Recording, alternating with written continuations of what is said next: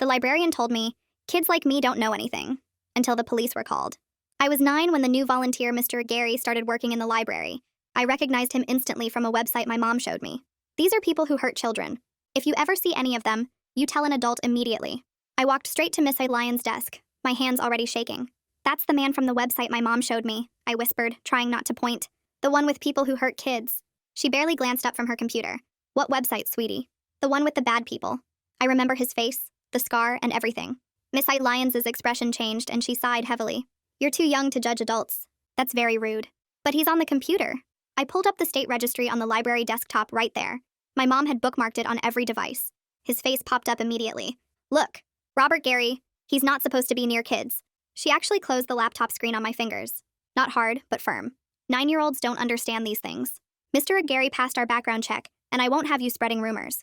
The kindergartners were already lining up outside the reading room, their teacher dropping them off like always. My chest felt tight watching Miss Lyons walk Mr. Gary over to them, her hand on his shoulder like they were old friends. Children, this is Mr. Gary. He'll be reading to you today while I catch up on some work. She left him alone with them. 8 5-year-olds and a man whose photo I'd just shown her on an offender registry, and she just left. I texted my mom frantically, but she was in a work meeting. I stood by the window, pretending to organize books, but really watching him through the glass. He was sitting too close to this little girl, Ellie. I knew her from reading time. She always wore these sparkly hair clips. He kept touching them, telling her how pretty they were. The other librarian, Mr. Jones, walked by and I grabbed his sleeve. Something's wrong with the new volunteer. Miss Lyons said she's handling it, he said, not even slowing down. That's when I saw Mr. Gary stand up, taking Ellie's hand. Through the window, I could see he was mouthing something about a puppy in his van. Ellie's whole face lit up.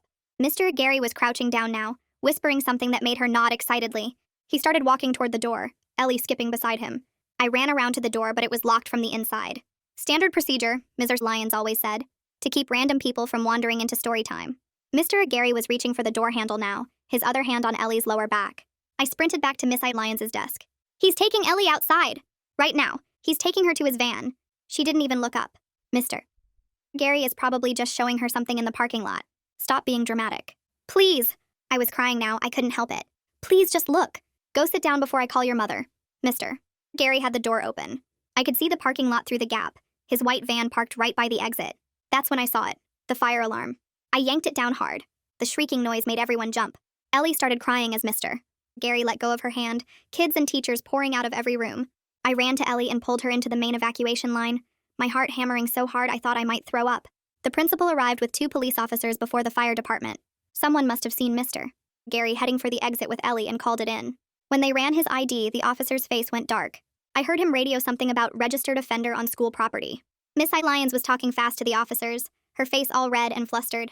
She has an overactive imagination, she kept saying, pointing at me. She's always making up stories about people. I think she wanted attention. The officer turned to me, and I showed him everything on my phone. The screenshots my mom had taken, the timestamps of my texts, even a photo I'd snapped of the registry on the library computer showing 2:48 p.m., 13 minutes before I pulled the alarm. Then Ellie, still crying, told the officer in her tiny voice. He said it would be our secret. Miss Lyons' face went white. How was I supposed to know? Kids say things all the time. But when the police searched Mr. Gary's van, they found something that made them immediately arrest Miss Lyons too. The fire trucks are still sitting outside when I see the police officers putting handcuffs on both Mr. Gary and Ms. Lyons. Miss Lyons is yelling something about lawsuits and false accusations, while Mr. Gary just stares at the ground like he's given up. I'm holding Ellie's hand so tight that she asks me to let go a little, so I loosen my grip but don't let go completely. My legs feel shaky and I keep watching the officers load them into separate police cars. Miss Lyons looks at me through the window with this angry face that makes my stomach hurt. Mom arrives within 10 minutes of the alarm, running across the parking lot with her phone still in her hand. She wraps me in a hug that feels like she's never letting go, squeezing so hard I can barely breathe. Then she immediately starts asking the officers what happened, her voice high and scared. One of them separates us gently, his hand on Mom's shoulder, and explains they need to take statements from all the kids before parents can leave. Mom nods but keeps her hand on my back the whole time. A woman officer crouches down to my level and asks if I have my phone with me. I pull it from my pocket with trembling fingers and show her the screenshots Mom took of the registry. She looks at each one carefully, then asks about the timestamps of my texts to Mom. I show her those too, and even the photo I snapped of the library computer screen showing 2:48 p.m., 13 minutes before I pulled the alarm. She bags my phone in a clear plastic evidence bag and writes down everything carefully in a small notebook. Her pen moves fast across the paper and she asks me to spell Mr. Gary's name twice to make sure she has it right. She tells me I did good keeping records and that it will help a lot. The other officers are talking to the kindergartners one by one, and I can see Ellie pointing at Mr. Gary's police car. Detective Jensen introduces himself later that afternoon at the police station, speaking quietly and showing me his badge up close so I know he's real. His badge has a gold star on it and his name is engraved at the bottom. He explains that what I did was brave and smart, and now he needs to understand exactly what I saw and when. His voice is calm and he doesn't rush me, which makes it easier to breathe normally again. He has kind eyes that remind me of my grandpa, and he lets me take breaks when I need to. We sit in a small room with soft chairs, and he offers me water twice. By evening, kids at the school are already texting their parents, and somehow the story gets twisted into me making things up for attention. Mom shows me her phone where parents are posting in the school group chat. Miss Lyons is apparently telling anyone who will listen that I'm a troubled child who misunderstood an innocent situation. The fact that she's in custody doesn't seem to stop people from believing her version over mine. One post says I probably watched too many crime shows and got paranoid. Another says 9-year-olds shouldn't be exposed to sex offender registries because it makes them see danger everywhere. Mom's jaw gets tight reading them, and she puts her phone face down on the table. Detective Jensen calls Mom that same evening with an update that makes her face go pale. They found printed emails in Mr. Gary's van between him and Ms. Lyons discussing special reading time schedules. There's also a staff badge with Miss Lyons' signature that gave him building access after hours. Mom's hand starts shaking as she listens, and she has to sit down. Detective Jensen tells her there's a handwritten note with the library's backdoor code in Mrs. Lyons' handwriting too. Mom asks him to repeat that part twice, like she can't believe what she's hearing.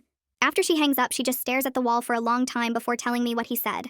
The school district releases a statement the next morning that's full of words like alleged incident and thorough review of procedures. They don't mention that a 9-year-old had to pull a fire alarm because adults ignored her warnings. Mom reads it out loud at breakfast and her hands shake with anger. She keeps stopping to take deep breaths, and I can tell she wants to throw something. The statement talks about their commitment to student safety, but never actually apologizes. It says they're reviewing their volunteer screening process, but makes it sound like this was just bad luck. Mom calls the superintendent's office 3 times that morning, but keeps getting sent to voicemail. Some parents at the school pickup start giving me weird looks and whispering when I walk by. I can hear them talking even though they think they're being quiet. One mom actually walks up to Mom and tells her I caused unnecessary panic and traumatized the kindergartners with the alarm noise. She says her daughter had nightmares about fire drills now. Mom's response involves words I'm not supposed to repeat, but I feel proud of her anyway. The other mom's face goes red and she walks away fast. 2 other parents who were listening look uncomfortable and pretend they weren't watching. Kinley Mullins from Child Protective Services comes to our house 2 days later to explain what a forensic interview is. She has kind eyes and brings a stuffed dog that she says I can hold during the interview if it helps. The dog is soft and brown with floppy ears. She explains that she's on my side and her job is to make sure kids are heard and believed. She talks to me like I'm a regular person, not like I'm too young to understand things. She asks if I have any questions and waits patiently while I think. Mom makes us hot chocolate, and Kinley tells me the interview room is designed to feel safe and comfortable. The forensic interview happens at a special room that's painted cheerful colors but still feels serious. There are toys in the corner and comfortable chairs, but I can tell this is where important things happen. Detective Jensen watches through a one-way mirror, and Kinley explains that he needs to see everything, but she'll be the only one asking questions. She asks me to describe everything I remember about that afternoon, starting from when Mr. Gary first arrived. I tell her about showing Miss Lyons the registry on the computer, about watching Mr. Gary through the window touching Ellie's hair clips, about Mr. Jones brushing me off when I tried to warn him. I describe seeing Mr. Gary take Ellie's hand and mouth something about a puppy, about running to the locked door and then sprinting back to Ms. Lyons' desk. Kinley writes notes the whole time but keeps her eyes on me so I know she's really listening. When I get to the part about pulling the fire alarm, my voice cracks a little but I keep going. She tells me I can stop anytime I need to, but I want to finish telling her everything while it's fresh in my mind. When the interview finishes, Kinley walks me back to the waiting room where Mom stands up so fast her chair scrapes against the floor. Mom hugs me tight and asks if I'm okay, and I nod even though my throat feels raw from talking so much. Detective Jensen comes out a few minutes later and shakes Mom's hand and tells her I did really well, and that my statement will help the case. The drive home is quiet, except for Mom asking if I want ice cream, and me saying yes even though I don't really feel hungry. School at the end of that first week feels like walking into a room where everyone was just talking about you. Kids stare at me in the hallway, and I can see them whispering behind their hands, and some of them look away fast when I catch them watching. The news vans are still parked outside the main entrance with their big satellite dishes pointed at the sky and reporters standing around drinking coffee. My teacher, Mrs. Palmer, has to stop class twice to tell students not to ask me questions about what happened at the library.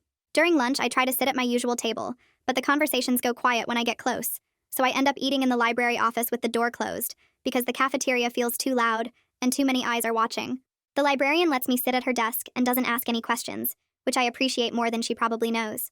3 days after the forensic interview, a woman named Alma Taylor comes to our house, and Mom introduces her as the assistant district attorney.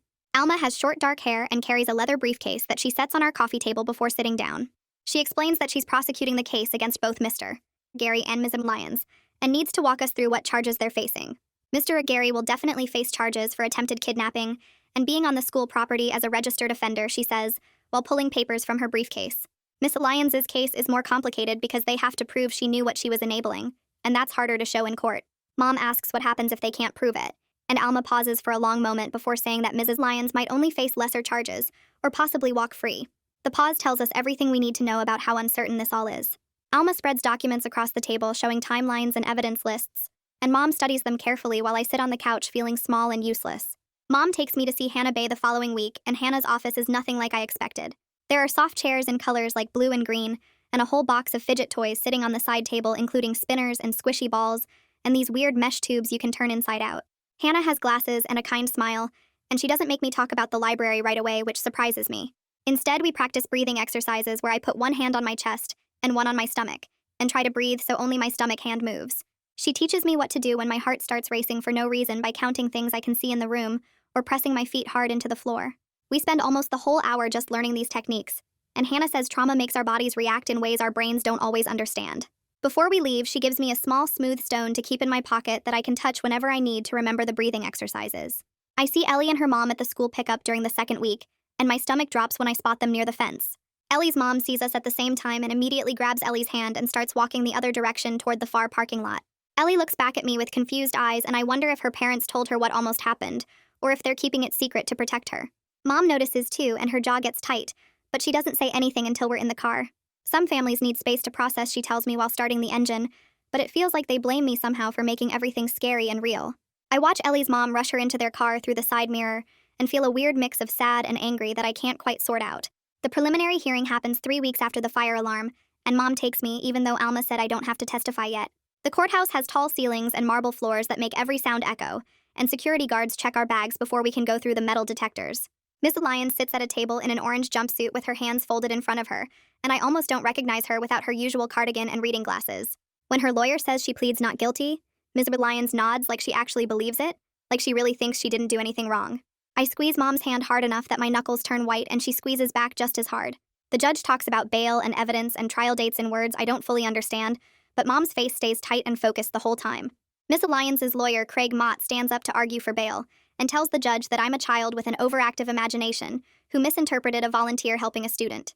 He says the background check cleared Mr. Gary, so Miss Lyons had no reason to doubt him and that she was just following district procedures. He makes it sound like I'm the problem, not the registered sex offender who tried to take a 5-year-old to his van, and I feel my face get hot with anger. Craig keeps talking about how Ms. Lyons has deep community ties and no criminal history and poses no flight risk. The prosecutor argues back that the evidence shows Ms. Lyons enabled a predator, but the judge sets bail anyway, and I watch Ms. Lyons walk out of the courtroom with her lawyer 2 hours later. Mom has to pull me away from the window because I'm staring so hard trying to understand how someone who did what she did gets to just leave. Kinley comes to our house again a few days later to prepare me for the possibility that I might have to testify at trial. She brings the stuffed dog from before and sets it on the couch between us while explaining what a courtroom is like and how lawyers ask questions. She teaches me grounding techniques like pressing my feet into the floor until I can feel the pressure, or counting things I can see in the room when I start feeling panicky. We practice saying I don't remember if I'm asked something I'm not sure about because she says it's okay not to know everything, and making up answers is worse than admitting you don't know. Kinley has me practice looking at her while she asks hard questions and staying calm even when the questions feel mean or unfair. We spend 2 hours going through different scenarios, and by the end my head hurts, but I feel a little more ready for whatever comes next. Detective Jensen calls on a Tuesday afternoon and Mom puts him on speaker so I can hear too. His voice sounds different, more excited than usual, and he tells us they found something important in Mr. Gary's van folder.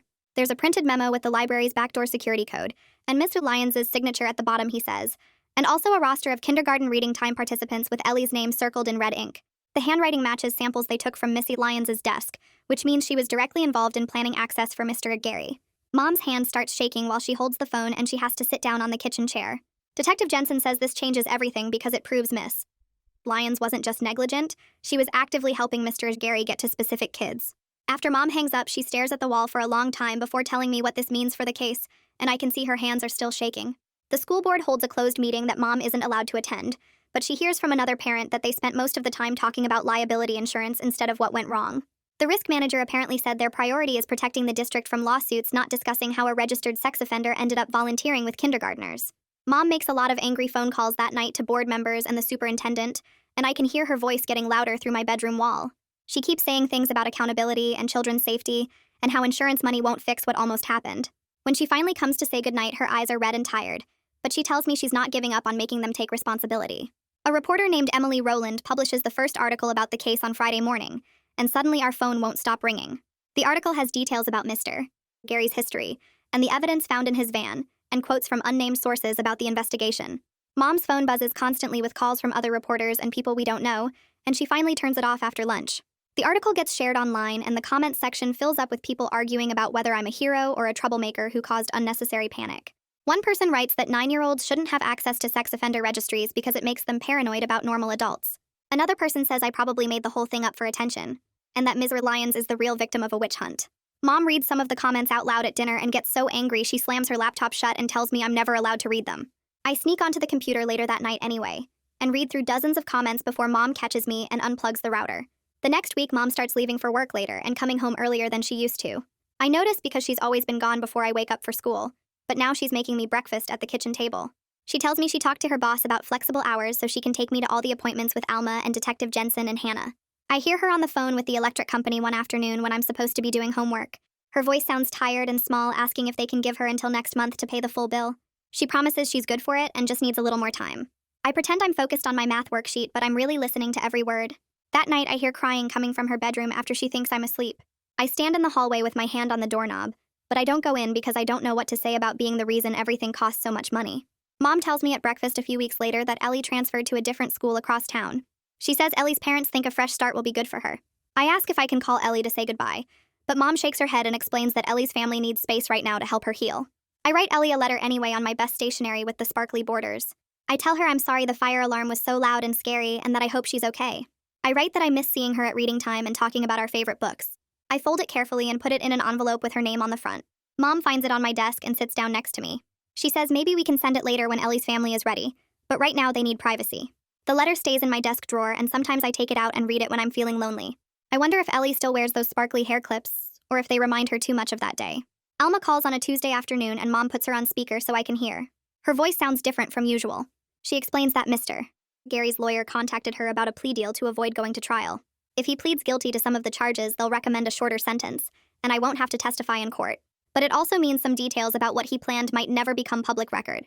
Mom asks what I think, and I stare at the phone not knowing what to say. Part of me feels relieved I won't have to sit in a courtroom and answer questions with everyone staring at me.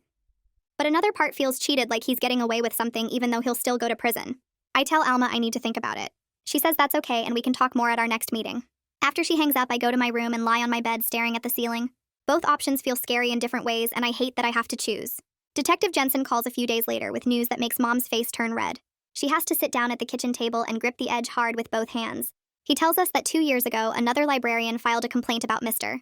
Gary being too friendly with young girls during story time. The complaint described him sitting too close and touching their hair and asking them personal questions. But the report was marked as unfounded and filed away without any real investigation. Mom asks who reviewed the complaint, and Detective Jensen says it was Ms. Lyons. She was the supervisor who decided it didn't need follow-up. Mom's hands start shaking, and she asks Detective Jensen to repeat that part. He does, and adds that if Mrs. Lyons had done her job back then, Mr. Gary would never have been allowed near the library again. Mom thanks him for the information and hangs up. She sits at the table for a long time, just breathing hard and staring at nothing. When she finally looks at me, her eyes are wet and angry. She says some people don't deserve to work with children, and Ms. Lyons is one of them. The principal calls Mom the following week about an upcoming school assembly on library safety. She suggests in a voice that's trying to sound kind that I might be more comfortable sitting it out. Mom's face gets that look it gets when she's trying not to yell. She tells the principal very clearly that I'll be attending every school event I want to attend. The principal starts to say something about other students feeling uncomfortable, but Mom cuts her off. She says if anyone has a problem with me being there, they can take it up with her directly. After she hangs up, she asks if I actually want to go to the assembly. I think about hiding in the nurse's office while everyone else learns about safety rules I already know. But then I think about Miss Lyons telling me to sit down and be quiet. I tell Mom I want to go. She nods and says she's proud of me. The day of the assembly, I sit in the front row with my head up while kids whisper behind me.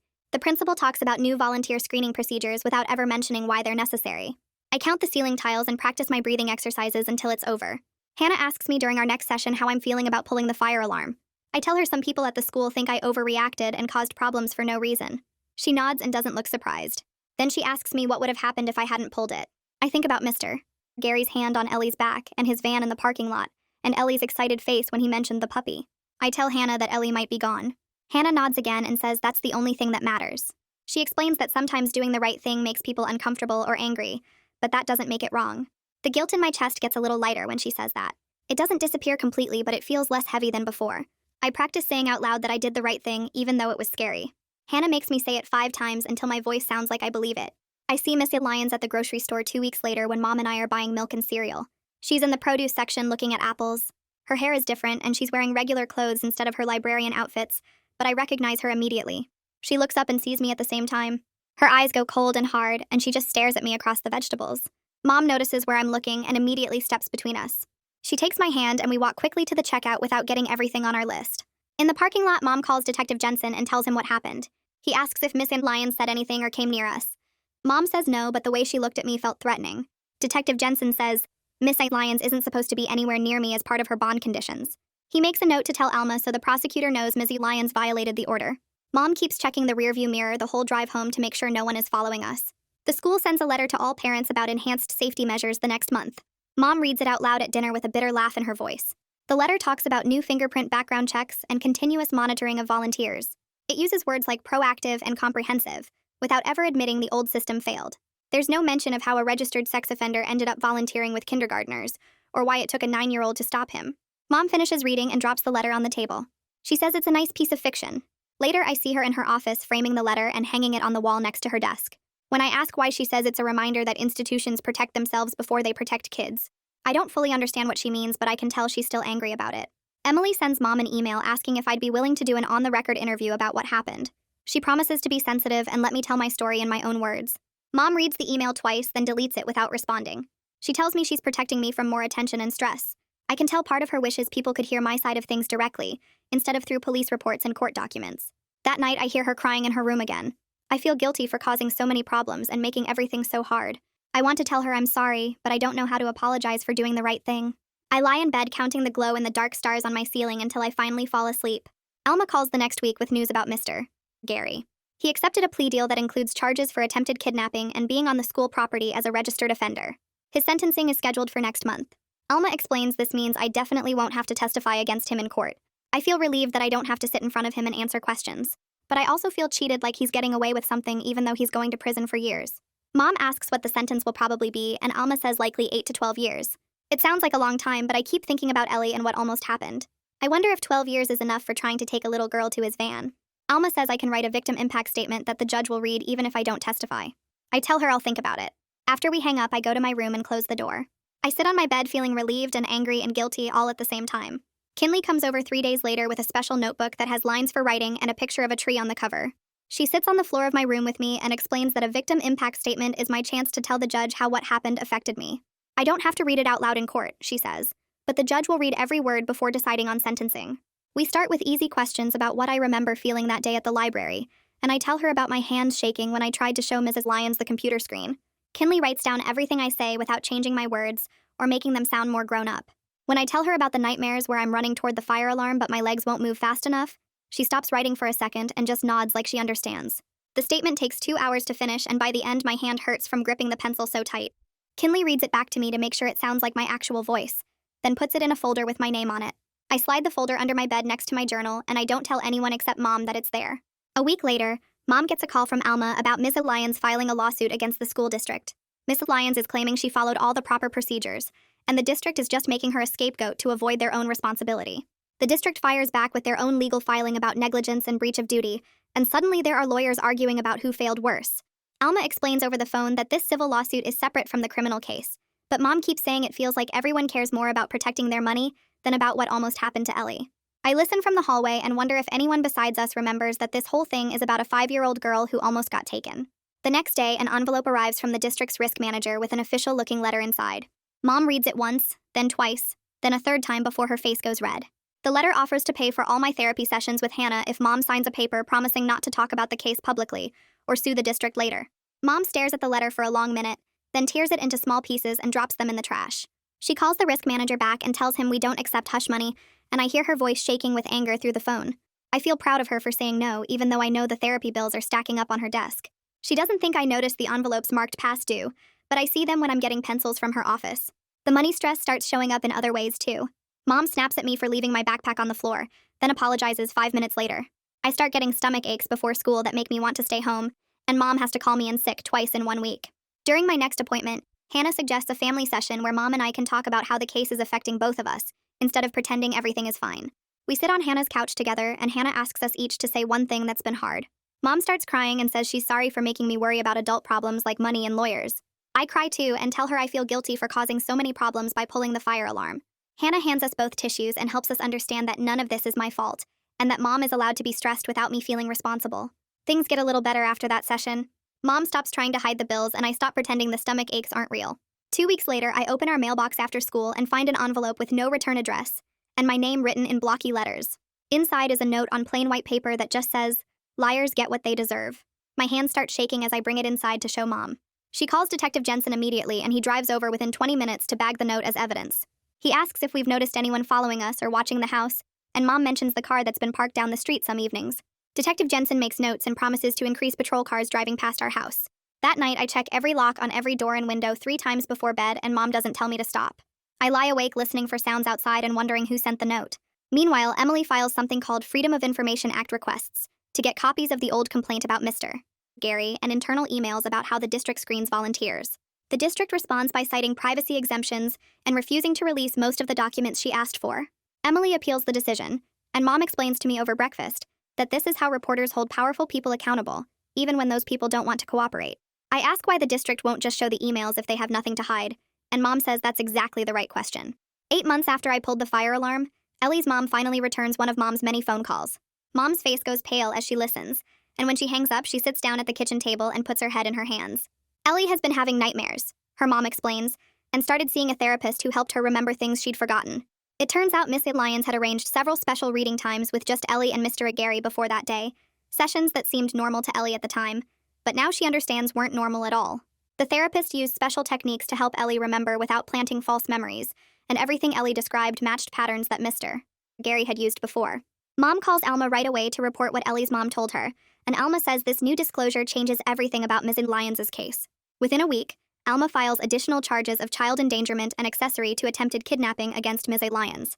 The evidence that Ms. Lyons deliberately created opportunities for Mr.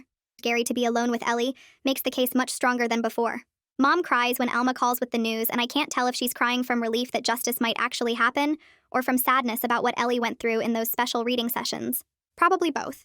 At the school, some of the parents who blamed me for causing drama start getting quieter as more evidence becomes public. A few even apologize to Mom at pickup, saying they didn't understand the full situation before. They don't apologize directly to me, though, just to Mom like I'm not standing right there. The whispers in the hallway change from troublemaker to that poor kid, which somehow doesn't feel much better than before. I still eat lunch in the library office because the cafeteria feels too loud. Then Emily publishes a new article with internal emails she finally got through her appeal. The emails show that the school board knew their background check system was inadequate, but delayed upgrades to save money in the budget. One board member even wrote that the risk of something bad happening was low enough to accept. That board member resigns the same day the article comes out.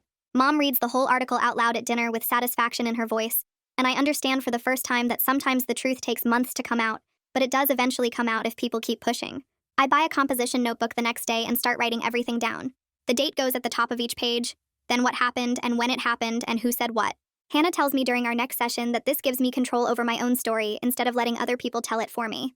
Detective Jensen stops by the house and sees me writing in it at the kitchen table, and he says, "Keeping good records is a skill that will help me my whole life." The first notebook fills up in 3 weeks. Mom buys me 3 more at the store, different colors so I can tell them apart. I write about the whispers at the school, about Emily's articles, about the nightmares I still have sometimes where I can't reach the fire alarm fast enough. Writing it down makes it feel less like it's bouncing around inside my head with nowhere to go. Alma calls in early November to say the trial date got set for February. Mom puts the phone on speaker so I can hear too. Craig Mott filed something that signals he's going to attack how the police collected evidence from the van instead of trying to say Ms. Lyons is innocent. Alma explains, this is what defense lawyers do when the evidence against their client is really strong. They look for technical problems with how it was gathered. I practice my breathing exercises that night before bed, the ones Hannah taught me. In through the nose for 4 counts, hold for 4, out through the mouth for 4. The trial is still months away, but my chest gets tight just thinking about having to sit in that courtroom. Mom sits me down after Thanksgiving and says she thinks I should switch schools when winter break ends. The stares and whispers at my current school haven't gotten better, and she found a good school 20 minutes away where nobody knows about the fire alarm or the case. I don't want to leave my teacher, but I also don't want to keep eating lunch alone in the library office anymore. The first day at the new school in January feels weird and good at the same time. Nobody points at me in the hallway. Nobody whispers when I walk past. I can breathe normally again, like my lungs have more space. I miss my old teacher, though, the way she used to let me help organize the classroom library. Hannah's sessions start changing around the same time. She says we're shifting from crisis management to building skills I'll need for years. We practice what to do when I see someone who reminds me of Mr. Gary, like how to check if I'm actually in danger or if my brain is just being extra careful. She teaches me scripts for handling questions if new friends eventually learn about the case. We role-play different scenarios until I can get through them without my voice shaking. The sessions feel less about what happened and more about how to keep living after something scary happens. I like that better, even though it's still hard work. The pretrial hearing happens on a cold morning in late January. Alma looks frustrated when she calls Mom afterward. The judge excluded some evidence on technical grounds about how it was collected from the van, something about the search warrant paperwork not being filled out exactly right. Alma says the core evidence is still solid, the emails and the badge and the door code memo. Mom tries to explain to me over dinner that trials have a lot of rules that sometimes protect guilty people, and that's just how the system works even when it's not fair. I hate the system a little bit. I hate that Mr. Gary and Ms. Lyons get all these protections and rules working for them when Ellie didn't get any protection at all. The trial starts on a Monday morning in February, when it's so cold outside that my breath makes clouds. I have to testify about what I saw and what I did. Kinley sits in the front row of the courtroom where I can see her, and I hold the stuffed dog she gave me all those months ago. The bailiff swears me in and I promise to tell the truth. Alma asks me questions in a gentle voice. I tell the judge about the registry website Mom showed me, about recognizing Mr. Gary's face with the scar, about walking straight to Missy Lyons' desk to warn her. I describe showing her the computer screen with his photo right there, about her closing the laptop on my fingers. I explain watching through the window as Mr. Gary took Ellie's hand and started walking toward the door, about the fire alarm being my only choice left. My hands shake while I talk, but I keep going. The judge watches me the whole time with a serious face. Craig Mott stands up for cross-examination and his voice is different from Alma's, sharper somehow. He asks if I really understood what I was seeing that day, or if maybe I got confused about what Mr. Gary was doing. He suggests that maybe I wanted attention, or wanted to be a hero, that 9-year-olds sometimes make up stories. I stick to what Hannah taught me during practice sessions. I just describe exactly what I saw without guessing at why people did things. I saw Mr. Gary's photo on the registry. I showed it to Miss Lyons. I watched him take Ellie's hand toward the exit. I pulled the fire alarm. Those are facts, not guesses. My voice shakes when Craig asks if I like making adults look bad, but I don't cry. I press my feet into the floor the way Hannah taught me and I don't cry. The prosecution shows the jury evidence the next day. They pass around printed emails between Mr. Gary and Ms. Lyons discussing special reading time schedules. They show the staff badge with Miss Lyons' signature that gave him building access. They display the handwritten note with the library's backdoor code in Miss Lyons' handwriting. Then they play a recording of Ellie's forensic interview on speakers in the courtroom. Her little 5-year-old voice talks about the secret Mr. Gary mentioned, about how he said not to tell anyone about the puppy in his van. Several jurors lean forward with angry faces when they hear that. One woman juror wipes her eyes. Miss Lyons stares down at the table the whole time and won't look up, not even when her own lawyer touches her shoulder. Miss Lyons' defense brings in witnesses on Thursday. 3 different people talk about her 20 years working in libraries, her spotless record before this, all the reading programs she organized. Craig emphasizes over and over that she followed the background check procedures the district gave her, that she had no way of knowing Mr. Gary would be dangerous since he passed the official check. He makes it sound like she's a victim of a broken system instead of someone who enabled a predator. He talks about how she dedicated her career to helping children discover books. He never mentions that she ignored a 9-year-old's warning or dismissed an earlier complaint about Mr. Gary. The character witnesses make her sound like a nice person who made an innocent mistake, not someone who gave a registered offender access to kindergartners. Closing arguments happen on Friday afternoon. Alma stands in front of the jury and lays out everything in order. Miss Lyons ignored a 9-year-old's direct warning about a registered sex offender. She dismissed a previous staff complaint about Mr. Gary's behavior. She provided him with building access through a staff badge and security codes. She created multiple opportunities for him to be alone with young children, including special reading sessions with just him and Ellie. Alma's voice gets stronger as she talks, and she looks each juror in the eye. Craig argues that mistakes aren't crimes, that Miss Lyons never intended harm, that she was trying to give someone a second chance. He says the real villain is Mr. Gary, not Mr. Lyons. He asks the jury if they've ever made a mistake at work and suggests that Ms. Lyons shouldn't go to jail for trusting the wrong person. The jury gets the case right before the weekend starts. The judge tells them to go home and come back Monday to begin deliberations. The jury comes back on Monday afternoon. Mom and I sit in the front row while the judge reads the verdict form out loud.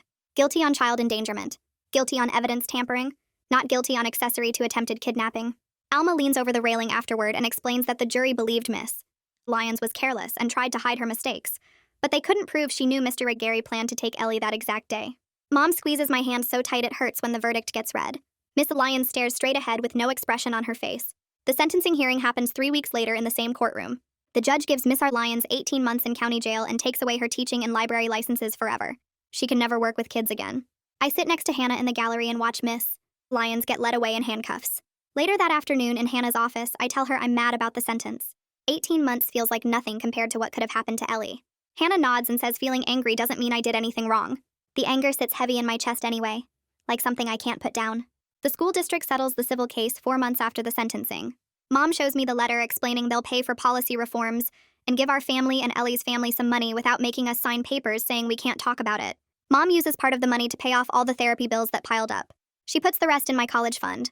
The settlement letter talks about moving forward, but never actually says sorry for what happened.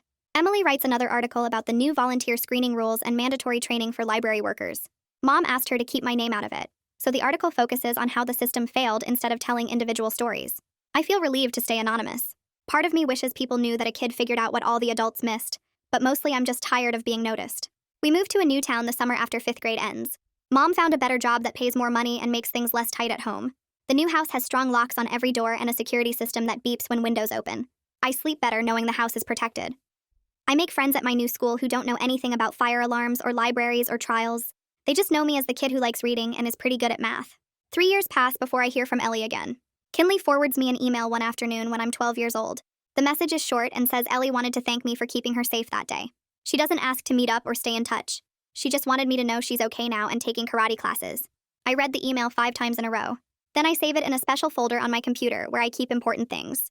Kinley visits our house a few weeks after Ellie's email arrives. She tells Mom and me that my case helped push through new laws across the whole state. All libraries and schools have to do better background checks on volunteers now. Staff members have to take training about reporting concerns.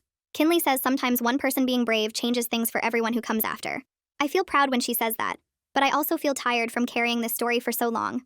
I decide to write everything down in my own words. I work on it for weeks in a notebook Hannah gave me, making sure every detail is right. Hannah says this is me taking control of what happened instead of letting other people tell it wrong. I write about being 9 and scared and pulling the alarm. I write about adults not believing me and about Ellie almost getting taken. I keep it anonymous but make sure it's all true. The writing helps me feel like the story belongs to me now. I'm not completely healed and maybe never will be. Hannah says that's okay and normal, but I have tools now for managing the hard days when my chest gets tight or I can't sleep. I know how to spot red flags in adults who act wrong around kids.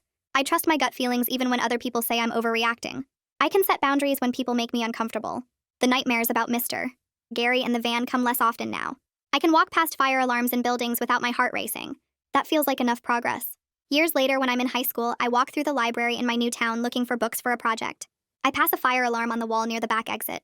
For just 1 second, I'm 9 years old again with shaking hands reaching up to pull it down. Then I blink, and I'm back in the present. Almost 16 and taller than I was. I reach out and touch the alarm gently, like saying thank you to the scared kid who trusted herself when nobody else would. I check out my books at the front desk and head home. I carry the story with me, but I don't let it carry me anymore. That's the full wrap-up. I always try to make sure these aren't just stories, but something you can carry into your own life. If even one idea stuck with you, that's a win. Subscribe so the next one finds you.